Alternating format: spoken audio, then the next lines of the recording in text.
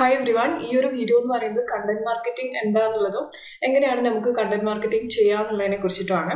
അപ്പോൾ content marketing എന്ന് പറയുന്നത് നമ്മുടെ ഓൺലൈൻ ആയിട്ടുള്ള മെറ്റീരിയലുകൾ ഉണ്ടല്ലോ, നമ്മുടെ വീഡിയോസ്, ബ്ലോഗ് പോസ്റ്റുകൾ, പിന്നെ അതുപോലെ സോഷ്യൽ മീഡിയയിൽ നമ്മളിടുന്ന പോസ്റ്റുകൾ, വീഡിയോസ്, ഇങ്ങനെയുള്ള കാര്യങ്ങളൊക്കെ ക്രിയേറ്റ് ചെയ്യാം. എന്നിട്ട് അത് നമ്മുടെ സോഷ്യൽ മീഡിയ പേജസിലും വെബ്സൈറ്റിലൂടെയും ഒക്കെ ഷെയർ ചെയ്തിട്ട് നമ്മൾ ചെയ്യുന്ന മാർക്കറ്റിംഗ് ആക്ടിവിറ്റീസിനെയാണ് കണ്ടന്റ് മാർക്കറ്റിംഗ് എന്ന് പറയുന്നത്. അപ്പോൾ ഇത് ജസ്റ്റ് നമ്മുടെ ബ്രാൻഡിനെ പ്രൊമോട്ട് ചെയ്യുക എന്നുള്ള ഉദ്ദേശം മാത്രമില്ല. നമ്മുടെ ബ്രാൻഡിൻ്റെ പ്രൊഡക്ട്സോ അല്ലെങ്കിൽ സർവീസസിലോ ഇൻട്രസ്റ്റഡ് ആയിട്ടുള്ള ആളുകളിലേക്ക് അത് എത്തുമ്പോൾ ഉണ്ടാകുന്ന ബെനിഫിറ്റും അത് കാണുന്നവർക്ക് നമ്മുടെ പ്രൊഡക്ട്സിൻ്റെ മുകളിൽ, സർവീസസിൻ്റെ മുകളിലൊരു താല്പര്യം ഉണ്ടാക്കിയെടുക്കുന്നതും ഇതിൻ്റെ ഒരു ഉദ്ദേശമാണ്. അപ്പോൾ കണ്ടന്റ് മാർക്കറ്റിംഗ് എന്താണെന്നുള്ളത് മനസ്സിലായി എന്ന് വിചാരിക്കുന്നു. ഇത് കുറച്ചുകൂടി എഫക്റ്റീവ് ആവപ്പെടാന്ന് വെച്ച് കഴിഞ്ഞാൽ നമ്മളൊരു സ്ട്രാറ്റജിക് ആയിട്ടുള്ള ഒരു മാർക്കറ്റിംഗ് പ്ലാൻ ഉണ്ടാക്കിയിട്ട് എത്തരത്തിലുള്ള കണ്ടന്റുകൾ ക്രിയേറ്റ് ചെയ്യണം എന്നുള്ളതും ഏതൊക്കെ പ്ലാറ്റ്ഫോംസിൽ എങ്ങനെ അത് റിലവൻറ്റ് ഓഡിയൻസിലേക്ക് എത്തിക്കണം എന്നുള്ളതിനെ പറ്റിയിട്ടും ഒരു പ്ലാൻ ഉണ്ടാക്കിയിട്ട് ചെയ്യുമ്പോഴാണ് കുറച്ചുകൂടി നമുക്ക് റിസൾട്ട് ഉണ്ടാവാം. മാത്രമല്ല ഇത് കൺസിസ്റ്റൻ്റ് ആയിട്ട് കസ്റ്റമേഴ്സിന് റിലവൻ്റ് ആയിട്ടുള്ള ഇൻഫർമേഷനും അവർക്ക് വാല്യുബിൾ ആയിട്ടുള്ള ഇൻഫർമേഷനും നമ്മൾ ഷെയർ ചെയ്യാൻ വേണ്ടി ശ്രദ്ധിക്കണം. അപ്പോൾ ഒബ്വിയസ്ലി കണ്ടന്റ് മാർക്കറ്റിങ്ങിൻ്റെയും ഉദ്ദേശം എന്ന് പറയുന്നത് പൊട്ടൻഷ്യൽ കസ്റ്റമേഴ്സ് നമ്മുടെ പ്രൊഡക്ട്സ് പർച്ചേസ് ചെയ്യുക അല്ലെങ്കിൽ സർവീസസ് ഉപയോഗിക്കുക എന്നുള്ളത് തന്നെയാണ്. പക്ഷെ അത് നമ്മൾ എങ്ങനെയാണ് ചെയ്യുന്നത്? അവർക്ക് വേണ്ട രീതിയിലുള്ള ഇൻഫർമേഷൻസ് കൊടുത്തിട്ട് നമ്മുടെ ബ്രാൻഡിൻ്റെ മുകളിൽ ഒരു ട്രസ്റ്റ് ഉണ്ടാക്കി ആ ഒരു ക്രെഡിബിലിറ്റിയോട് കൂടിയിട്ട് സെയിൽസ് നടക്കുന്നു എന്നുള്ളതാണ് നമ്മൾ ഉദ്ദേശിക്കുന്നത്. ഇപ്പോൾ പലതരത്തിൽ നമുക്ക് കണ്ടന്റ് മാർക്കറ്റിംഗ് ചെയ്യാം കേട്ടോ. ബ്ലോഗിങ് ചെയ്യാം, നമ്മുടെ പ്രൊഡക്റ്റിൻ്റെയും സേവനങ്ങളുടെയും ഇൻഫർമേഷൻസ് കൊടുക്കുന്ന രീതിയിൽ അല്ലെങ്കിൽ അതുമായി ബന്ധപ്പെട്ടിട്ടുള്ള രീതിയിൽ നമുക്ക് ബ്ലോഗിങ് ചെയ്യാം, വീഡിയോസ് ഉണ്ടാക്കാം, പോഡ്കാസ്റ്റിംഗ് ചെയ്യാം, ഇമെയിൽ വഴി നമുക്ക് പൊട്ടൻഷ്യൽ കസ്റ്റമേഴ്സിലേക്ക് എത്താം, വിഷ്വൽ കണ്ടന്റുകൾ ഉണ്ടാക്കാം, ബുക്സ് ഉണ്ടാക്കാം, ക്യൂസസ് അല്ലെങ്കിൽ മറ്റ് ടൂൾസ് ഉപയോഗിച്ചിട്ട് ചെയ്യാം, വെബിനാറുകൾ കണ്ടക്ട് ചെയ്യാം, സോഷ്യൽ മീഡിയ പോസ്റ്റുകൾ ഉണ്ടാക്കാം. അപ്പോൾ ഇതൊക്കെ കണ്ടന്റ് മാർക്കറ്റിങ്ങിൽ വരുന്ന കാര്യങ്ങളാണ്. കണ്ടന്റ് മാർക്കറ്റിങ്ങിൻ്റെ മെയിൻ ഒബ്ജക്റ്റീവ് അല്ലെങ്കിൽ മേജർ ഒബ്ജക്റ്റീവ് എന്ന് പറയുന്നത് സെയിൽസ് ജനറേറ്റ് ചെയ്യുക എന്നുള്ളത് ഞാൻ പറഞ്ഞല്ലോ. അതല്ലാതെ നമുക്ക് മറ്റ് ഒബ്ജക്റ്റീവ്സും ആവാം. അതായത് നമ്മുടെ വെബ്സൈറ്റിലേക്ക് ട്രാഫിക് കൊണ്ടുവരാൻ വേണ്ടിയിട്ട് നമുക്ക് കണ്ടന്റ് മാർക്കറ്റിംഗ് ചെയ്യാം. നമ്മുടെ ബ്രാൻഡിനെ പറ്റിയിട്ട് ഒരു അവയർനെസ് കസ്റ്റമേഴ്സിൽ ഉണ്ടാക്കാനായിട്ട് നമുക്ക് കണ്ടന്റ് മാർക്കറ്റിംഗ് ചെയ്യാം.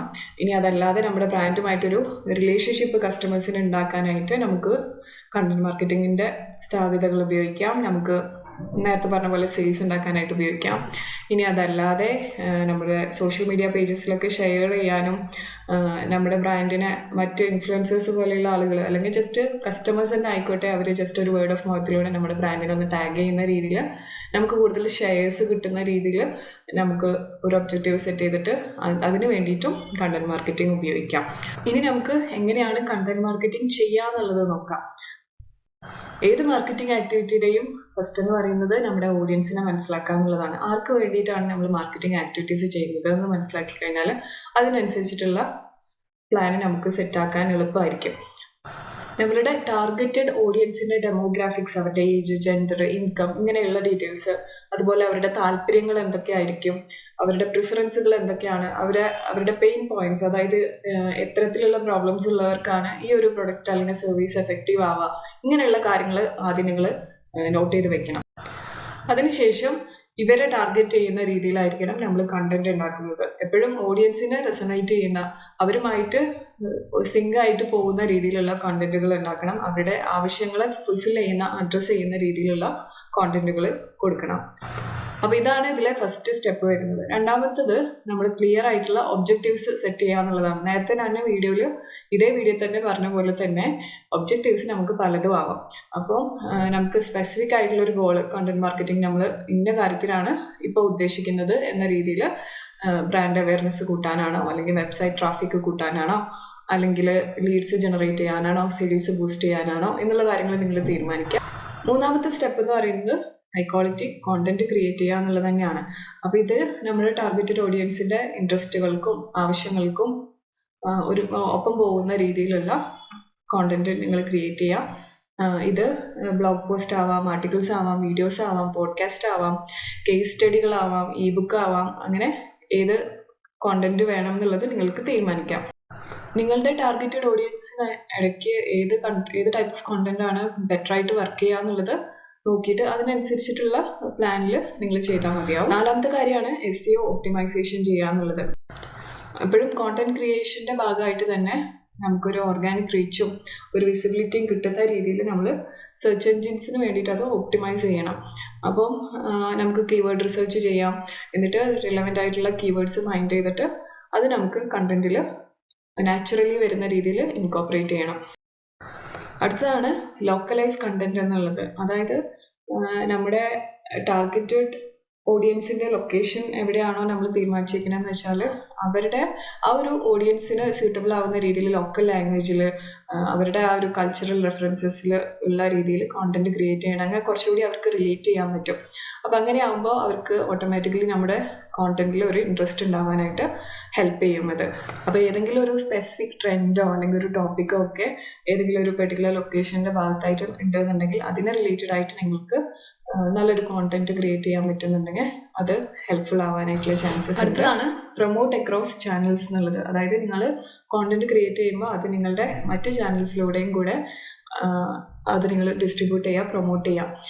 അത് നിങ്ങളുടെ വെബ്സൈറ്റിലൂടെ ആവാം, ബ്ലോഗുകളിലൂടെ ആവാം, സോഷ്യൽ മീഡിയ പ്ലാറ്റ്ഫോംസിലൂടെ, ഇമെയിലിൽ ന്യൂസ് ലെറ്റേഴ്സ് ഉണ്ടല്ലോ അതിലൂടെ, ഇനി ഇൻഡസ്ട്രി റിലേറ്റഡ് ആയിട്ട് ഫോറംസ് ഏതെങ്കിലും ഉണ്ടെങ്കിൽ അതിൽ നിങ്ങൾ ഉണ്ടെന്നുണ്ടെങ്കിൽ അങ്ങനെ നിങ്ങൾക്ക് ചെയ്യാം. ഇനി ഏതെങ്കിലും ഓൺലൈൻ കമ്മ്യൂണിറ്റി ഗ്രൂപ്പുകളിൽ ഉണ്ടെന്നുണ്ടെങ്കിൽ അതുവഴിയും നിങ്ങൾക്ക് കോണ്ടന്റ് ഡിസ്ട്രിബ്യൂട്ട് ചെയ്യാം. അടുത്തതാണ് എൻഗേജ് വിത്ത് യുവർ ഓഡിയൻസ് എന്നുള്ളത്. അപ്പോൾ എപ്പോഴും നിങ്ങളുടെ കോണ്ടന്റ് ക്രിയേറ്റ് ചെയ്ത് കഴിഞ്ഞാൽ അതിനകത്ത് വരുന്ന കോമെൻറ്റുകൾ, ക്വസ്റ്റ്യനുകൾ, ഫീഡ്ബാക്സ് ഇങ്ങനെയുള്ള കാര്യങ്ങൾക്കൊക്കെ നിങ്ങൾ മറുപടി കൊടുക്കുക, അവരായിട്ടൊരു ഇൻട്രാക്ഷൻ വെക്കുക. മാത്രമല്ല ഒരു എൻഗേജ്മെൻറ്റ് കൂട്ടുന്ന രീതിയിൽ നിങ്ങൾ റെസ്പോണ്ട് ചെയ്യാം. മെസ്സേജസിനാണെന്നുണ്ടെങ്കിലും അങ്ങനെ ചെയ്യാം. അപ്പോൾ നമുക്കൊരു കമ്മ്യൂണിറ്റി ബിൽഡ് ചെയ്യാനും റിലേഷൻഷിപ്പ് ബിൽഡ് ചെയ്യാനൊക്കെ ഹെൽപ്പ് ചെയ്യും. അടുത്തതാണ് കൊളാബറേറ്റ് വിത്ത് ഇൻഫ്ലുവൻസേഴ്സ് എന്നുള്ളത്. അപ്പം ഇൻഫ്ലുവൻസേഴ്സ് ഇപ്പോൾ സോഷ്യൽ മീഡിയയിൽ നല്ല താരങ്ങളായിട്ടുള്ളവരുടെ നിങ്ങൾ കോൺടാക്ട് ചെയ്യുക നിങ്ങളുടെ ബ്രാൻഡ് പ്രൊമോട്ട് ചെയ്യാനായിട്ട്. അതുപോലെ ബ്ലോഗേഴ്സ്, ഇൻഡസ്ട്രി എക്സ്പേർട്ടുകൾ ഉണ്ടെന്നുണ്ടെങ്കിൽ ഇവരൊക്കെ നിങ്ങളുടെ കോണ്ടന്റ് റീച്ചിനും ക്രെഡിബിലിറ്റിക്കും ഒക്കെ വേണ്ടിയിട്ട് പാർട്ട്ണർ ചെയ്യുകയാണെന്നുണ്ടെങ്കിൽ നല്ലതായിരിക്കും. പിന്നെ മാത്രമല്ല നിങ്ങളുടെ ബ്രാൻഡിൻ്റെ വാല്യൂവിനനുസരിച്ചിട്ട് പോകുന്ന ഇൻഫ്ലുവൻസേഴ്സിനെ എടുക്കുന്നതായിരിക്കും, അവരുമായിട്ട് കൊളാബ് ചെയ്യുന്നതായിരിക്കും കുറച്ചുകൂടി നല്ലത്. മാത്രമല്ല ഈ ടാർഗറ്റഡ് അല്ലെങ്കിൽ ആ ഒരു പെർട്ടിക്കുലർ ഇൻഫ്ലുവൻസർ നിങ്ങൾ എടുക്കുന്നവർ അവർക്കുള്ള ഓഡിയൻസ് എന്ന് പറയുന്നത് നിങ്ങളുടെ ടാർഗറ്റഡ് ഓഡിയൻസ് കൂടെ ആണെന്നുണ്ടെങ്കിൽ കുറച്ചുകൂടി എഫക്റ്റീവായിട്ടത് നിങ്ങൾക്ക് ഹെൽപ്പ് ചെയ്യും. നിങ്ങൾക്ക് വേണ്ടി കണ്ടന്റ് ഉണ്ടാക്കാനായിട്ട് ഇതുപോലെയുള്ള ഇൻഫ്ലുവൻസേഴ്സിനായിട്ട് നിങ്ങൾക്ക് കൊളാബ് ചെയ്യാം. ഇല്ലയെന്നുണ്ടെങ്കിൽ നിങ്ങളുടെ ബ്രാൻഡിൻ്റെ പ്രൊമോഷന് വേണ്ടിയിട്ടും നിങ്ങൾക്ക് ഇവരെ അപ്രോച്ച് ചെയ്യാവുന്നതാണ്.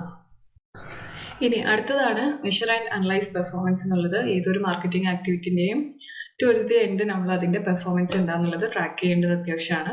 നമ്മൾ ഉദ്ദേശിച്ച പോലെ ഒബ്ജക്റ്റീവ്സിലേക്ക് അത് എത്തുമോ, അല്ലെങ്കിൽ എത്തുന്നുണ്ടോ, എത്ര സമയം കൊണ്ട് എത്തും, എങ്ങനെയാണത് വർക്കാവുന്നത് എന്നുള്ള കാര്യങ്ങളൊക്കെ അറിയാനായിട്ട് മെട്രിക്സ് നമ്മൾ മോണിറ്റർ ചെയ്യാം.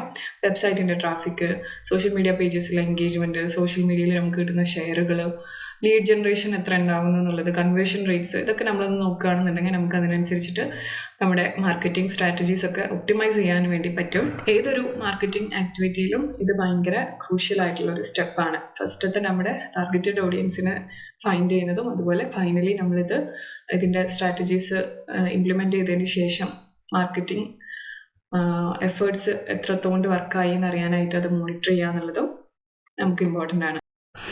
ഫൈനലി ഇറ്ററേറ്റ് ആൻഡ് ഇംപ്രൂവ് എന്നുള്ളതാണ്. കണ്ടിന്യൂസ്ലി നമ്മൾ ഇവാലുവേറ്റ് ചെയ്തുകൊണ്ടിരിക്കുക. മാത്രമല്ല നമ്മുടെ കോണ്ടന്റ് മാർക്കറ്റിംഗ് സ്ട്രാറ്റജി അതിനനുസരിച്ച് നിങ്ങൾ റിഫൈൻ ചെയ്തുകൊണ്ടിരിക്കുക. അതായത് ഇൻസൈറ്റുകൾ എന്താണെന്നുള്ളത് നോക്കുക. ഇൻസ്റ്റാഗ്രാമിൽ നമുക്ക് ഇൻസൈറ്റ്സ് കിട്ടുമല്ലോ, അതുപോലെ തന്നെ ഫീഡ്ബാക്ക്, പിന്നെ നമ്മുടെ സോഷ്യൽ മീഡിയ പേജസിൻ്റെ ഒക്കെ അനലിറ്റിക്സ് എടുത്ത് നോക്കിക്കഴിഞ്ഞാൽ നമുക്കൊരു ഇൻസൈറ്റ് കിട്ടും. അപ്പോൾ അതിൻ്റെ മുകളിൽ നിങ്ങൾ നിങ്ങളുടെ കോണ്ടന്റ് മാർക്കറ്റിംഗ് സ്ട്രാറ്റജി റിഫൈൻ ചെയ്ത് കൊണ്ടുവരാം.